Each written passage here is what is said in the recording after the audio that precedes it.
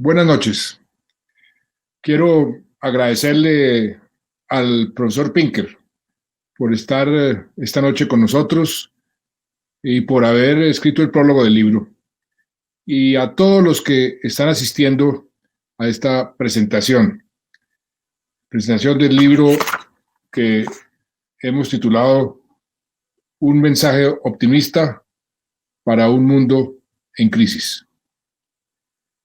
El libro fue inspirado por usted, profesor Pinker, por sus libros, pero sobre todo por una conferencia que yo le escuché en marzo del 2019 en Dubái, donde usted describió con cifras el inmenso contraste que existía entre el estado de ánimo del mundo y cómo el mundo ha progresado.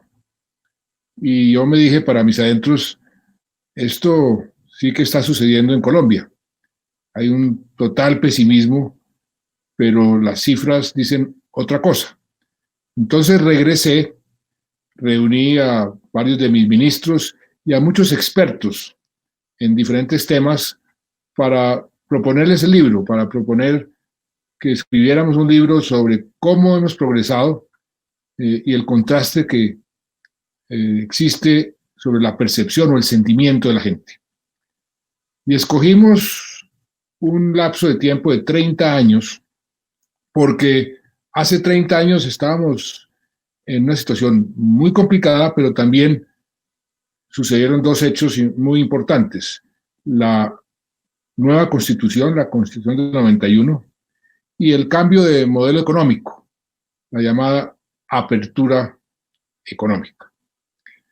Y comenzamos a recoger las cifras oficiales, las cifras que han sido publicadas por entidades oficiales del gobierno y de las entidades multilaterales.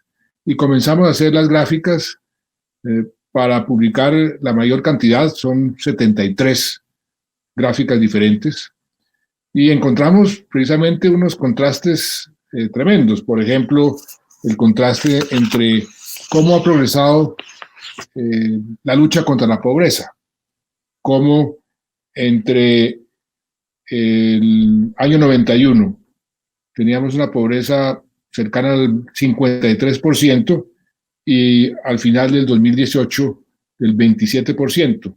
Pero ante la pregunta de cómo ve usted el avance contra la pobreza en el país, en la encuesta que utilizamos, el 73% dice esto va mal. Lo mismo sucede con la inflación.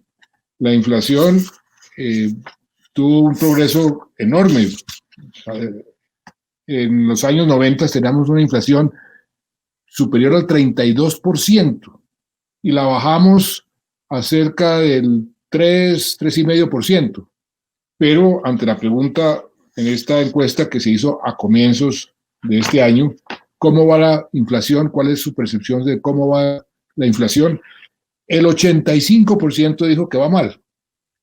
Entonces hay unos contrastes enormes entre lo que dicen las cifras y lo que piensa la gente. Entonces, íbamos a publicar esas cifras y alguien dijo, pero con estas protestas que se presentaron, y estábamos más o menos en noviembre del año pasado, ¿cómo vamos a decir que todo va bien si la gente está en las calles protestando? Y ahí fue cuando le agregamos el capítulo, la parte del vaso medio vacío. Entonces, la primera parte del libro es el vaso medio lleno, cómo hemos progresado y por qué hemos progresado en esa forma, tratando de explicar cada sector con unas entrevistas con gente independiente y crítica. El vaso medio vacío es una reflexión sobre el por qué la gente estaba saliendo a protestar en Colombia, cuáles eran las razones, y en el mundo entero, pero sobre todo en Colombia.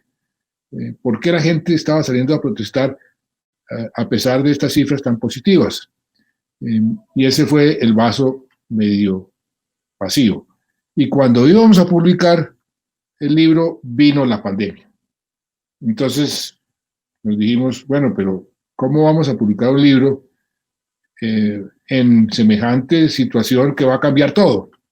Y le agregamos entonces en la tercera parte del libro que denominamos Annus Horribilis, donde hacemos una reflexión optimista, positiva, sobre las oportunidades que esta pandemia nos puede dar para poder quedar mejor que antes, porque la pandemia lo que hace es mostrarnos, lo que ha hecho es mostrarnos muchas de nuestras falencias, de los problemas que hemos tenido que no hemos visto tan claramente, y nos está mostrando también cómo podemos y debemos corregir esos problemas.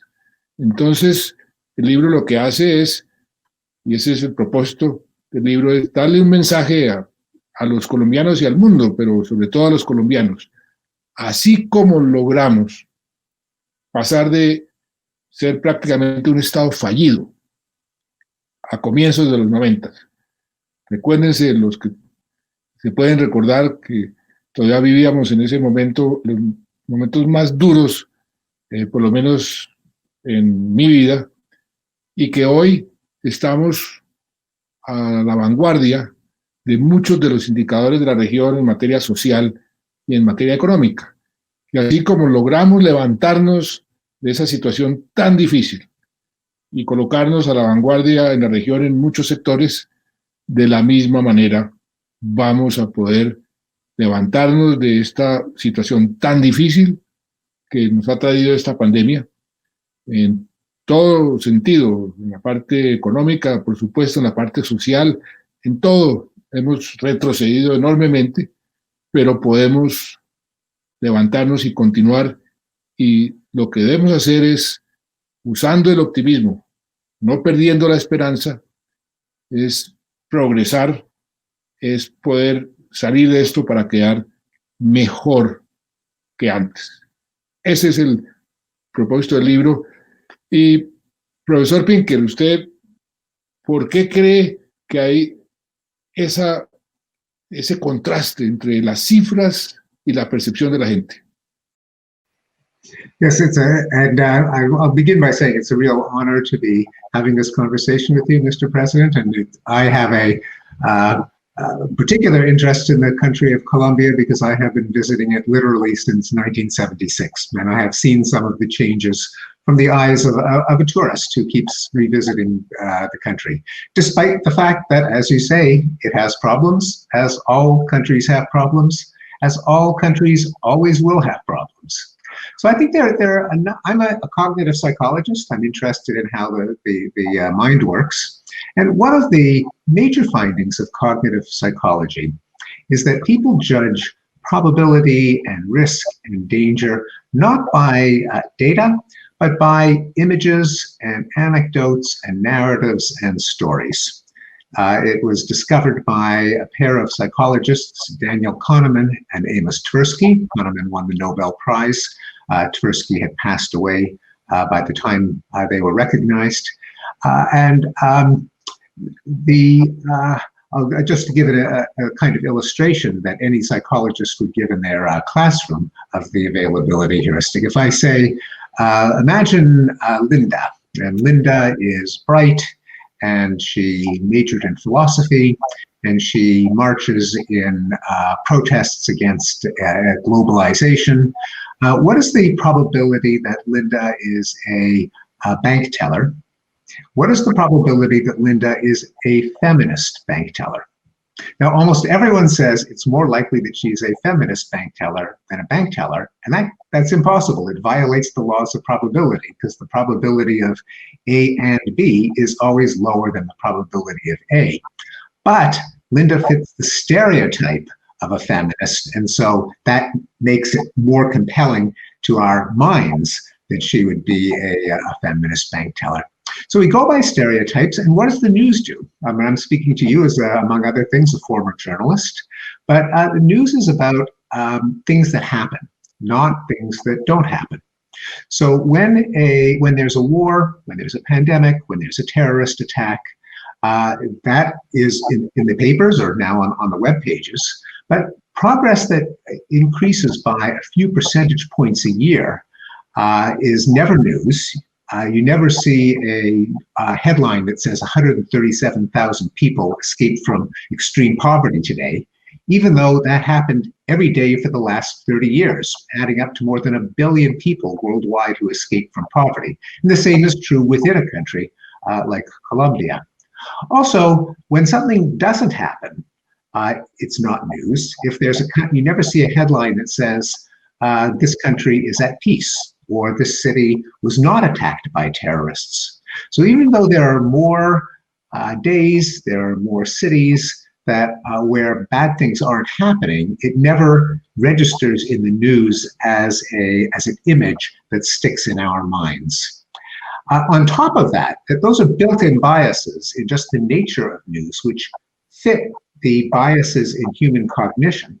But of course, newspapers have to make a profit, otherwise they'll disappear. And bad news has a stronger grip on our minds than good news. We enjoy violent entertainment, we enjoy tragedies.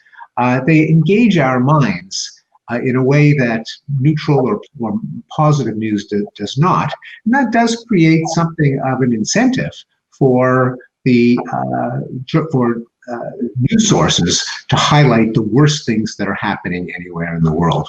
So if you think of the news not as what's happening, but if you think of it as a non-random sample of the worst things that are happening anywhere on the planet on any given day, then you realize the way the mind works is it thinks of concrete images, vivid stories, and you can see how we can miss a lot of the progress that takes place a few percentage points at a time, but then it compounds over the years and decades. Efectivamente, profesor Pinker, yo he sido periodista, eso lo lleva uno siempre en la sangre. Y quiero preguntarle si esto que usted nos describe es un hecho o es una crítica al periodismo, porque yo, que fui periodista, que nací en el periodismo, lo que aprendí, no solamente de los profesores que tuve, sino del ejercicio del periodismo, es que el periodista debe ser una especie de perro guardián de la sociedad. Que cuando las cosas van bien, los perros guardianes ahí están echados y no hacen nada, si acaso baten la cola. Es solamente cuando ven algo que está mal que los perros guardianes ladran o muerden. Y eso para los gobiernos, para los países es bueno, que les mencionen y que les muestren lo que va mal, no lo que va bien. Entonces, ¿es un hecho o una crítica? I'll confess there is a bit of a criticism of the role of journalism, because no one could disagree that journalists have to expose corruption and suffering wherever it occurs. How else would we know about it? On the other hand, if there is that bias, if journalists think that, as I once heard a journalist say, good news is not journalism, good news is advertising. Now, that's a problem, because it makes people cynical and nihilistic. They believe that all problems are unsolvable, all our institutions are corrupt and failing. Let's just burn it down and start over. And I do think that part of the causes of the protests of last year, which, as you note, are a little puzzling. They occur in different countries that have nothing in common. Very often the protests don't have much of an obvious trigger, like in Chile, where there was a tiny increase in the subway fare.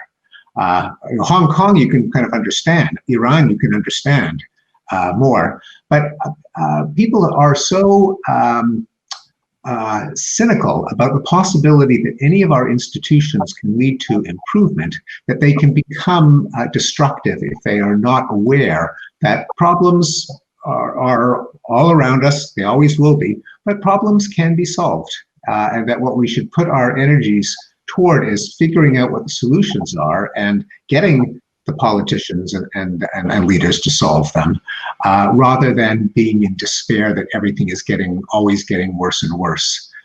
And it has been said, I don't think it's fully appreciated, that some of the rise in populism, including in the United States with the election of Donald Trump, came because he's still presenting a dystopian, nightmare vision of society that only a strong leader who burns down institutions and norms can replace.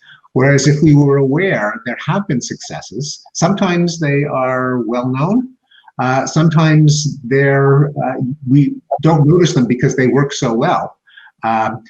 If people had more of an appreciation, I think they'd be more likely to go into politics, to pressure politicians in a constructive way, rather than rioting and looting and burning. Yo en eso, y se lo digo como periodista, aunque fui también gobernante, estoy de acuerdo.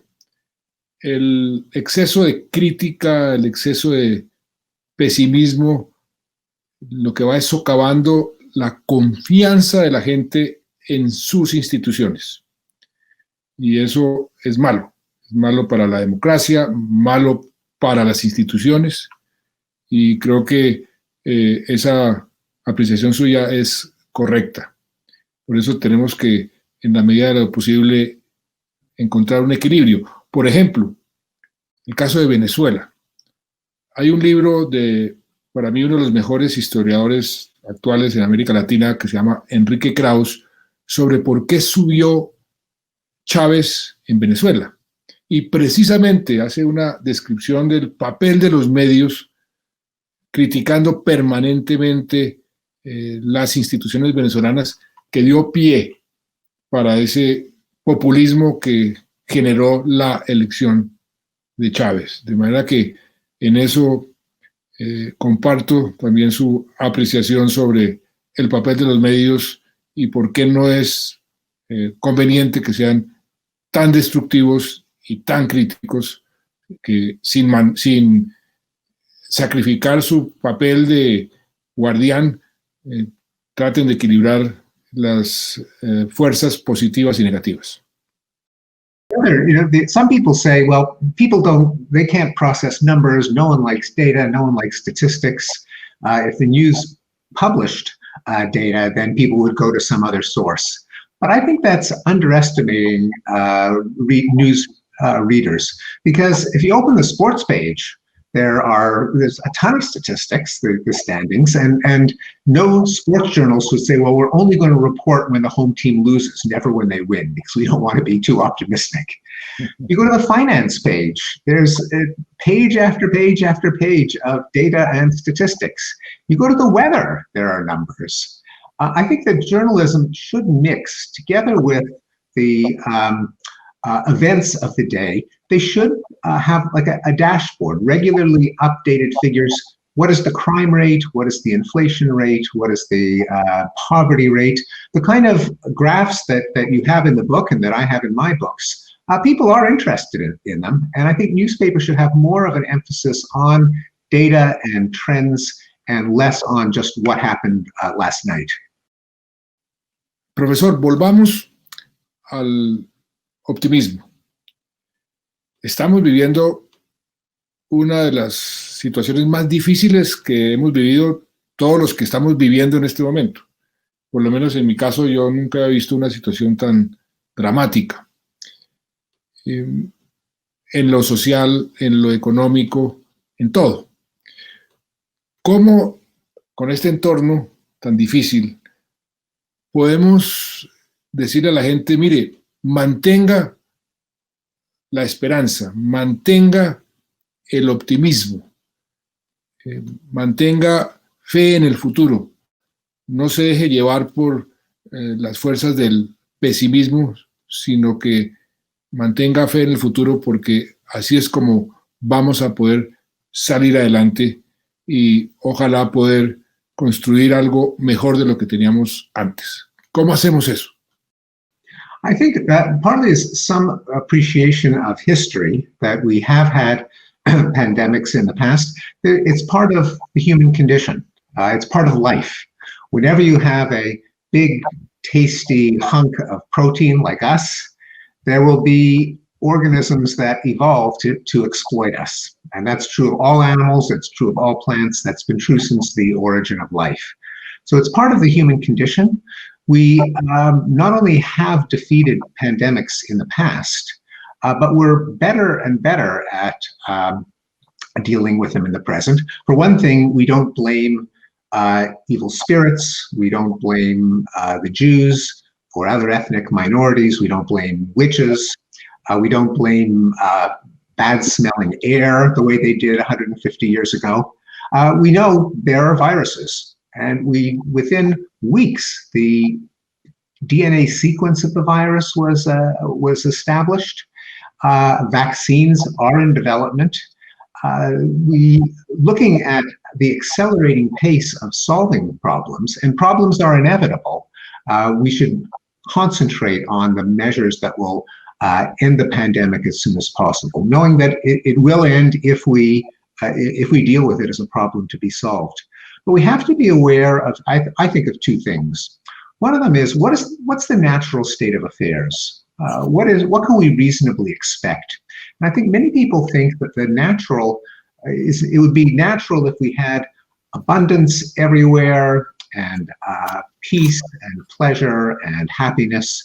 And if we see conflict and violence and war and disease and poverty, that must mean someone has made a mistake. Someone has taken us down from this golden age of the past.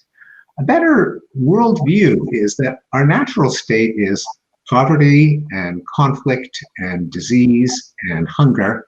And bit by bit, gradually, we use our ingenuity, we use our sympathy to try to fight back against the natural state, against the horrors of the natural world, the horrors of the human world.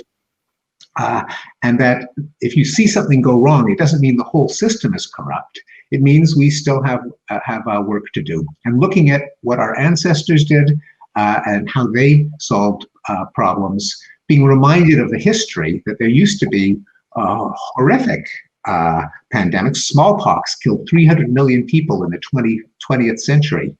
The Spanish flu killed maybe 50 million people. Probably COVID was not going to kill that many because we are so much smarter today. Estamos en la discusión sobre cómo salir de esta pandemia y quedar mejor que antes.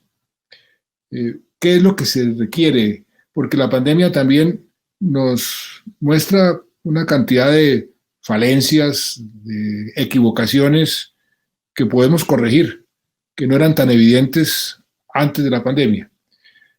¿Qué puntos y qué decisiones y qué cambios cree usted que deberíamos hacer y aprovechar la pandemia para poderlos identificar y llevar a cabo y quedar mejor que antes?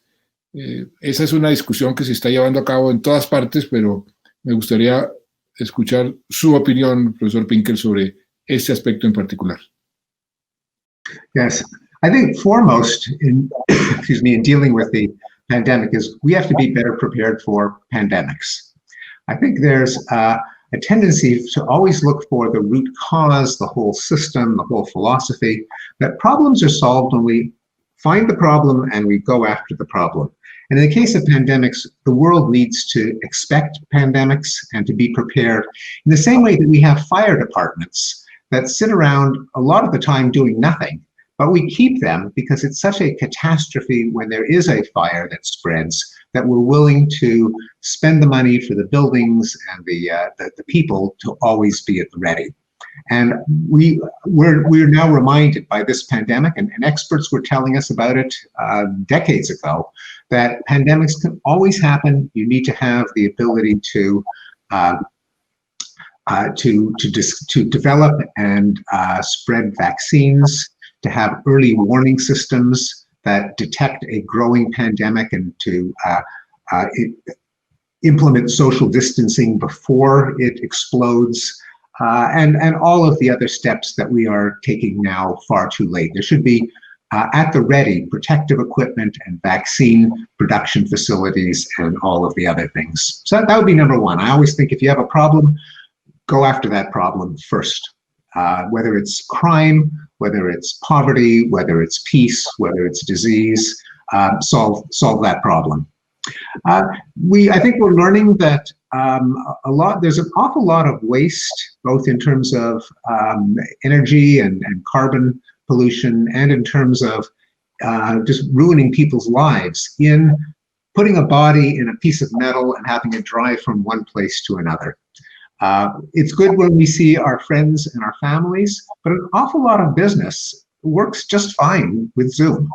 And we could probably save a lot of congestion and emissions and wasted lives if we converted non-essential, not enjoyable parts of life to the electronic world.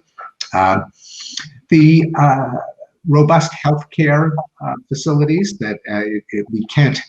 Health is not only a humanitarian priority, it's a human right. People should not die or be sick just because they can't afford medical care. But we're coming to realize it's a public good. If a poor person gets sick, I can't just say, oh, they're poor people, I don't care about it, because they could infect me. And that's true of everyone thinking about everyone else. Public health and provision of medical care throughout the world has to be a greater priority. And I think global cooperation. We're in an era in which nationalists and populists are trying to pull up the drawbridges and have competing independent nation states, as opposed to the trend of international global cooperation. Viruses don't care about the lines on a map. They are one of many things that don't care about lines on a map, like terrorists, like cyber sabotage, like piracy, like migrants.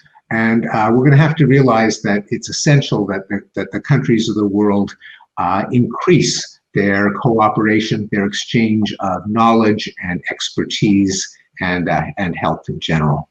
Y yo le agregaría un factor muy importante. Durante esta pandemia le dimos muchísima importancia y rescatamos algo que para mí es de gran valor, es el valor de las cifras, de los datos, de la ciencia, de la evidencia. ¿Y por qué digo que esto es importante? Porque así es como se toman las decisiones correctas. Usted lo dice en muchos de sus libros, en la ilustración, utilizando la evidencia y los datos se toman mejores decisiones.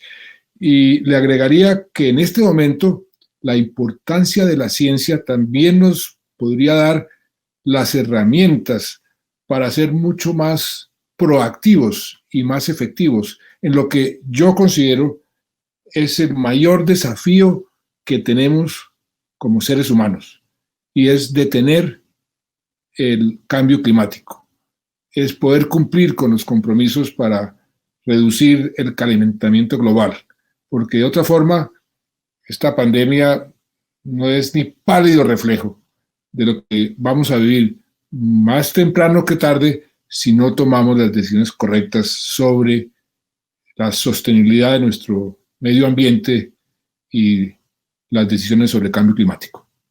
I could not agree more. And a problem that people like you and me, who are called optimists, face is people say, well, are you just saying that everything is just going to get better? What about the problems like climate change?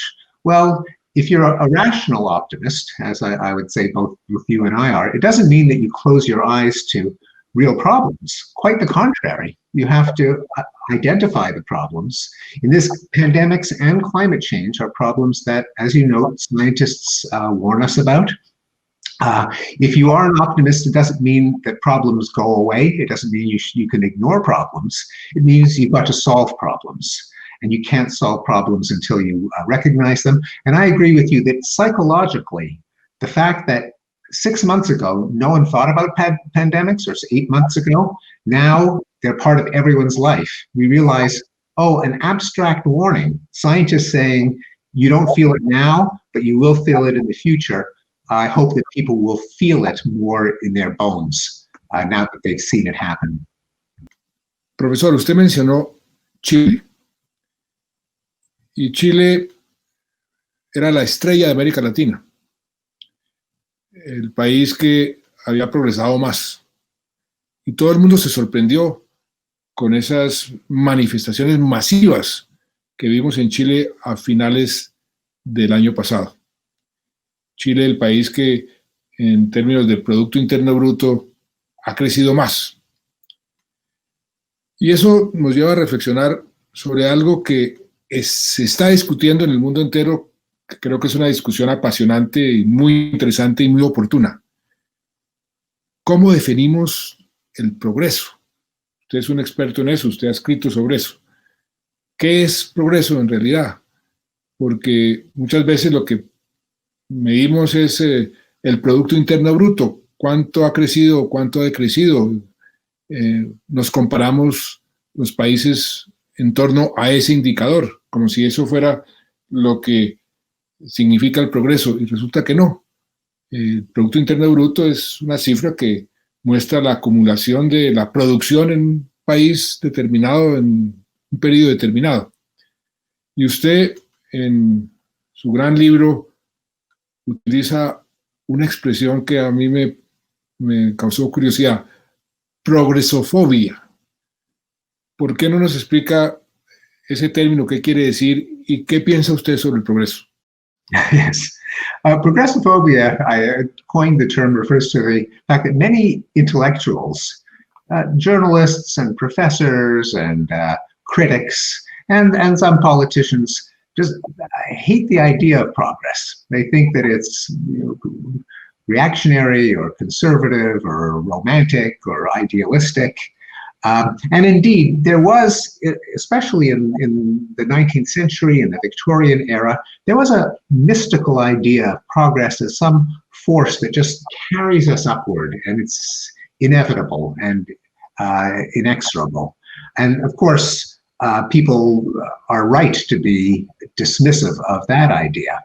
But on the other hand, people underestimate how much actual progress has taken place if you simply measure it by things that everyone agrees are good things. It's better if people live longer than if they die young. It's better if babies survive than if they die. It's better if people are not in poverty than if they are in poverty. It's better if kids read than if they are illiterate. It's better if girls go to school than if girls stay home. It's better if there's peace than war. Measure after measure, there's not that much controversy. And when you do measure it, you see improvement as a fact. But many people, as you noted, are just unaware of it. Now, the progress is never linear. There are ups and downs.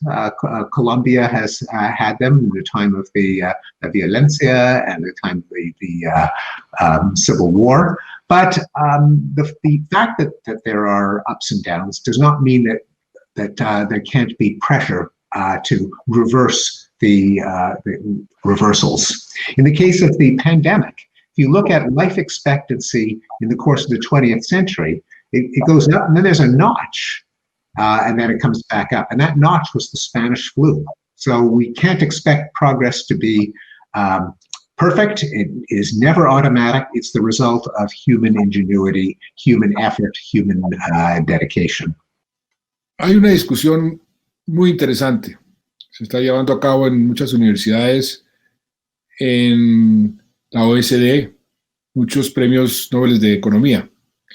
Y es cómo se define el progreso, pero al mismo tiempo, cómo esa definición se puede aplicar a diferentes países en diferente forma, porque las prioridades de los países y las necesidades de los países tienen enormes diferencias. No es lo mismo Somalia que Noruega.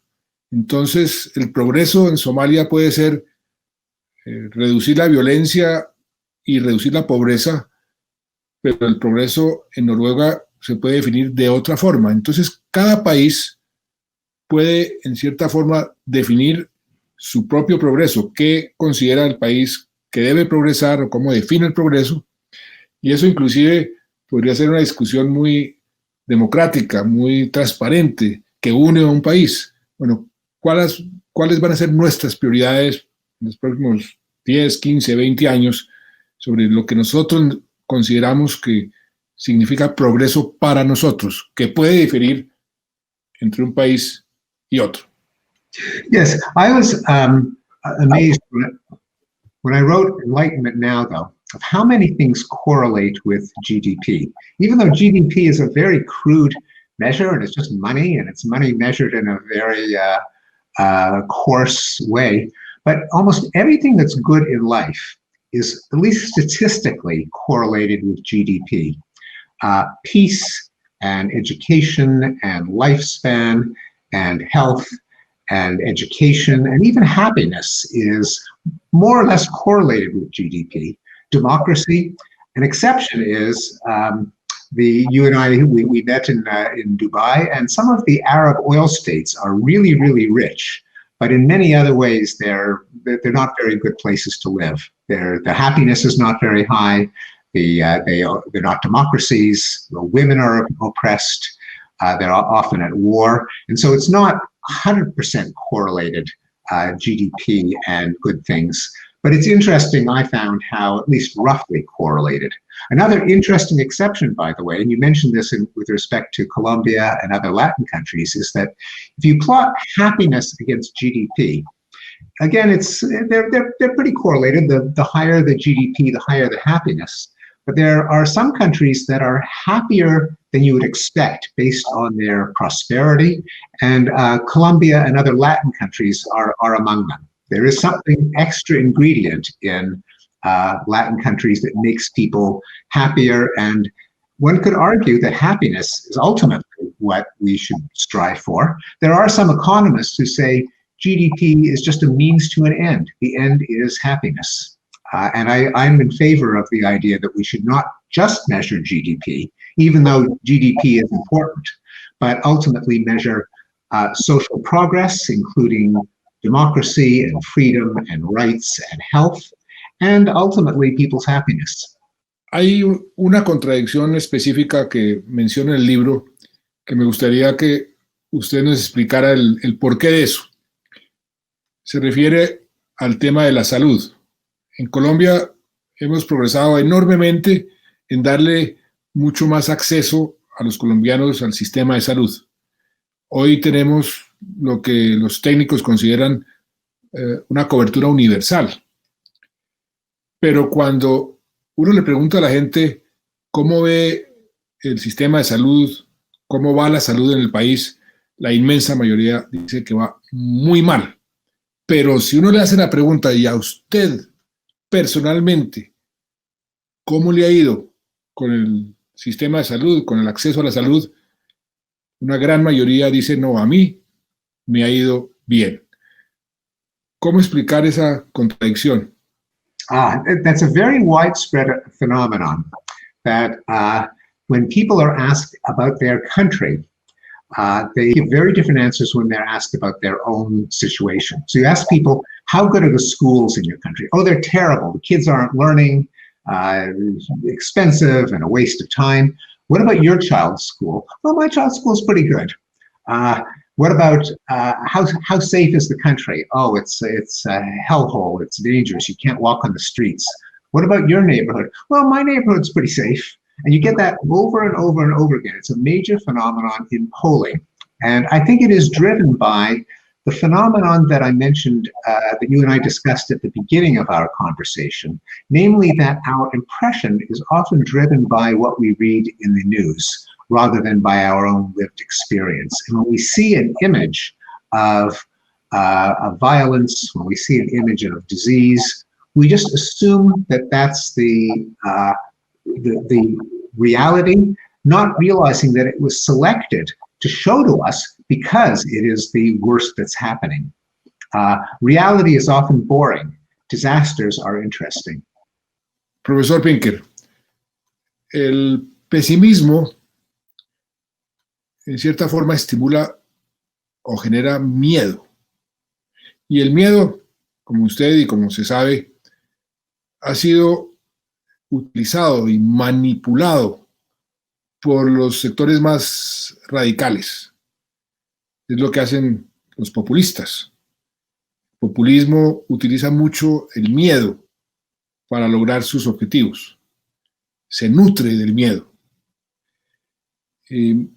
¿Cómo hacemos para que ese populismo que alimenta la polarización que estamos viviendo en casi todos los países del mundo, cómo hacemos para neutralizar esa tendencia, para contrarrestar el populismo y contrarrestar o corregir esa polarización?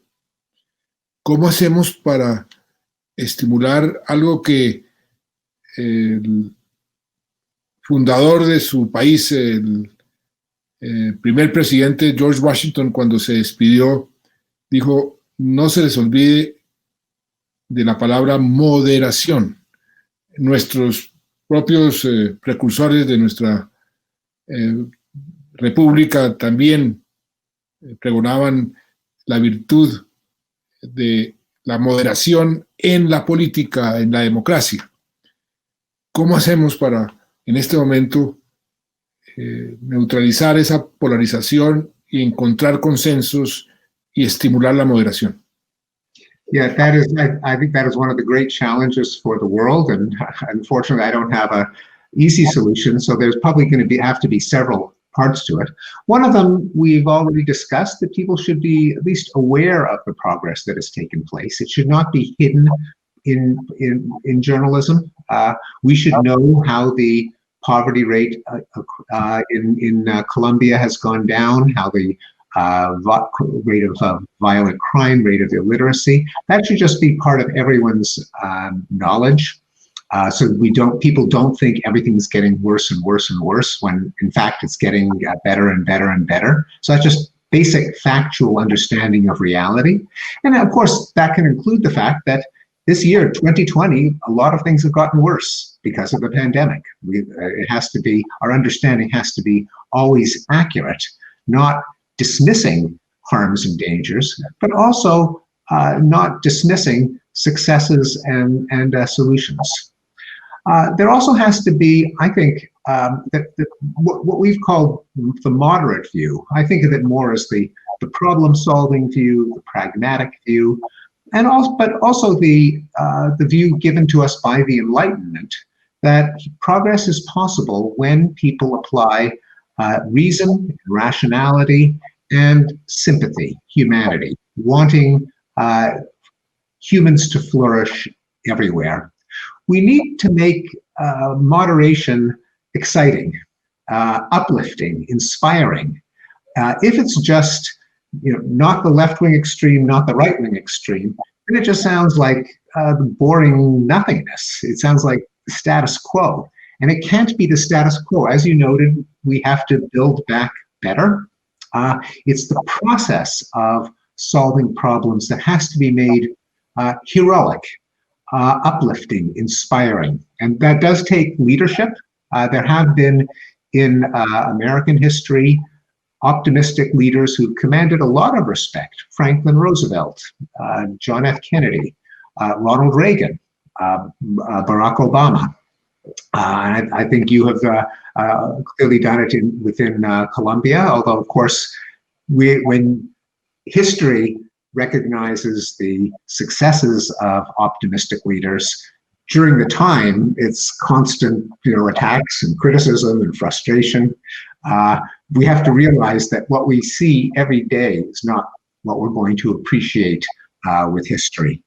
But I think the combination of awareness of real facts, an attitude of constructive problem solving, and some kind of romance and heroism about solving problems, making people better, have to be part of our response to populism. Y a propósito de liderazgo, en esta pandemia lo que hemos visto es una total ausencia de liderazgo a nivel mundial. Es impresionante que en una situación donde nos dicen que nadie está a salvo hasta que todos estemos a salvo, el liderazgo no aparezca a nivel mundial. Y lo que sí hemos visto es que han surgido en diferentes países nuevos estilos de liderazgo que coincidencialmente son los países que han tenido el mejor desempeño en la lucha contra la pandemia. Y esos países están siendo liderados por mujeres. Mire, por ejemplo, Alemania. Mire, por ejemplo, Nueva Zelanda. Mire, por ejemplo, Noruega, o Finlandia, o Taiwán. Y el contraste con el desempeño de los países que están siendo liderados por personas machistas o con un liderazgo autoritario y machista, como por ejemplo Estados Unidos, Brasil, Bolsonaro, México, la India, inclusive el Reino Unido. Y esos son los países que peor les ha ido en la lucha contra la pandemia. El liderazgo de los países que les ha ido mejor, las mujeres, tienen una serie de características importantes. Esas mujeres han logrado transmitir confianza de la gente, por decir desde el principio la verdad. Recuerdo muy bien cuando Angela Merkel, la canciller Merkel, apareció el virus, ella no aparecía con frecuencia y no aparece con frecuencia en televisión, pero había aparecido diciéndole a los alemanes: el 70% de los alemanes va a ser contagiado. Ese nuevo liderazgo, ¿cree usted que pueda imponerse y ayudarnos a nivel mundial a corregir muchos de los problemas, entre otros esa tendencia a destruir el multilateralismo para poder tener un mejor mundo después de la pandemia que antes? I certainly hope so, and I agree that the combination of truth-telling, realism, with optimism, the resolve to solve problems is critical in leadership. If it turns out we need a bigger systematic study to see if female leaders do a better job, I suspect they do. I agree with you. It may reflect the fact that that women are less obsessed with prestige, dominance, status, outdoing rivals in terms of power, and are more concerned with the realities of life, in this case, health. That shift.